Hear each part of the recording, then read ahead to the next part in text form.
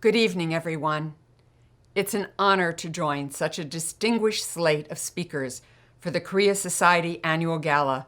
I'm only sorry I couldn't join you all in person in New York. I want to begin by thanking your distinguished board chair, Ambassador Kathleen Stevens, for introducing me this evening.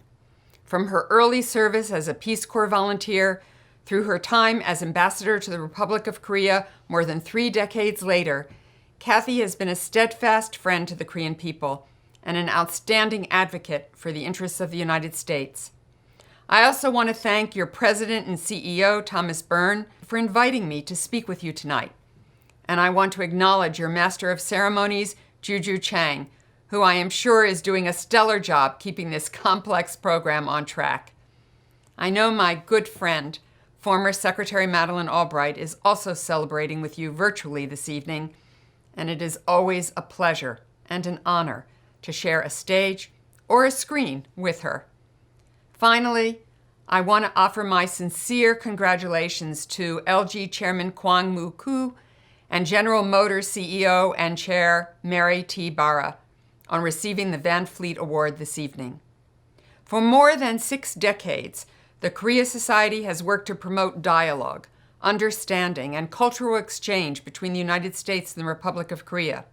Your efforts support a flourishing friendship between our nations and our peoples, and help underpin all the work we do here at the State Department and across the entire government. The alliance between the United States and the Republic of Korea is the linchpin of peace, security, and prosperity for Northeast Asia, the broader Indo-Pacific region, and indeed the wider world. Our commitment to the defense of the Republic of Korea is, and always will be, ironclad. And we are absolutely mutually committed to working together and with our allies and partners to ensure a free, open, peaceful, and interconnected Indo-Pacific region. But our partnership goes well beyond security. What began as a military alliance many decades ago has grown and blossomed into a comprehensive partnership. Our 2 countries are bound together by our common security interests, by our economic ties, by our common values of democracy and freedom, and above all, by our enduring friendship. The depth of that friendship has been on full display since President Biden took office in January. Secretary Blinken and Secretary Austin visited Seoul in March during their first overseas trip. President Biden welcomed President Moon to Washington in May as the second head of state to visit the White House in this administration. I had the pleasure of traveling to Seoul on my second overseas trip as Deputy Secretary of State. We held the first trilateral Vice Foreign Ministers meeting of this administration with the Republic of Korea and Japan in July, and I look forward to welcoming my good friend, First Vice Foreign Minister Che and Japanese Vice Foreign Minister Mori to Washington soon. Multiple ROK ministers have made the trip to Washington already this year, and I can't even begin to tally the number of calls and consultations we have held at every level on everything from COVID-19 to trade and economic development to the crisis in Afghanistan. But with COP26 in Glasgow only a few days away, I want to focus on one important area of cooperation between our countries, and that is combating the climate crisis. We all know the science. If we have any hope of keeping global warming below 1.5 degrees Celsius, as set out in the Paris Agreement, we have about a decade to make decisive progress in curbing our greenhouse gas pollution. If we fall short, the extreme weather that is already causing harm in the United States and in Korea, the deeper droughts, the more intense storms, the scorching heat waves, the rising seas, will continue to get worse. In April, when President Biden convened the Leaders' Summit on Climate, he asked countries to come ready to do more to address the climate crisis. For his part, President Moon announced that the Republic of Korea, which had long been one of the biggest financiers of coal power plants overseas, would stop funding those projects. I think it's fair to say President Moon's announcement generated real momentum.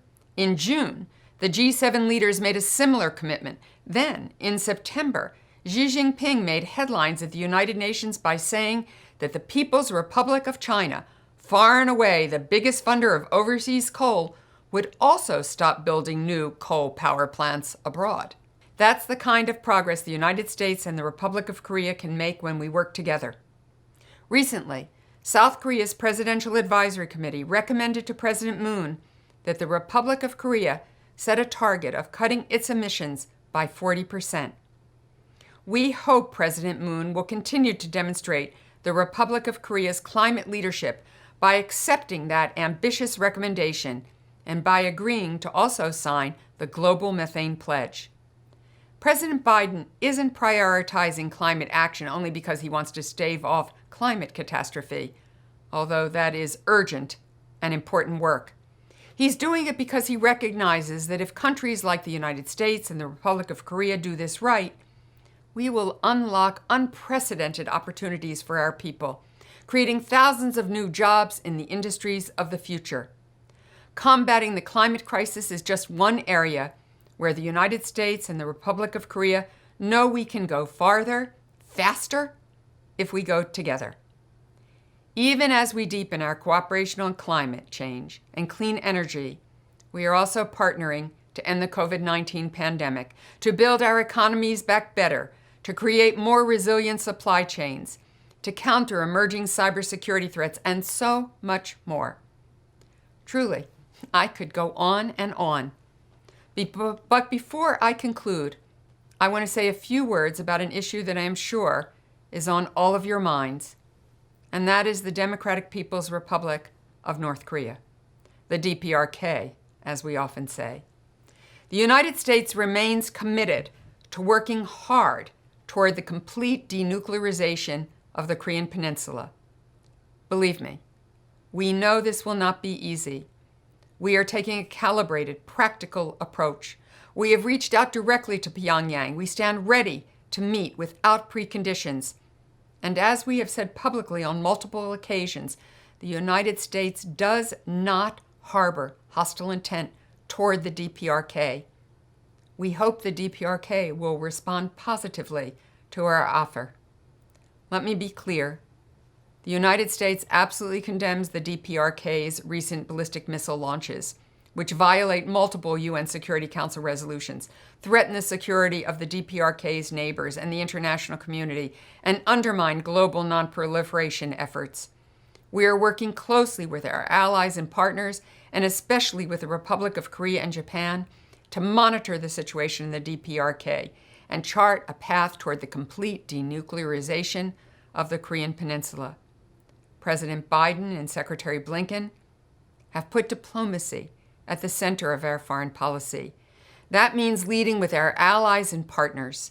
As strong as America is on our own, we are that much stronger when we stand shoulder to shoulder with allies who share our values and our vision for a free, peaceful, secure world. The Republic of Korea is just such an ally, partner, and true friend to the United States, and I am confident that there is no challenge so great that our two countries cannot overcome it together. Thank you again so much for welcoming me tonight and for all the Korea Society does to promote understanding and partnership between our two nations. And congratulations on another successful annual gala.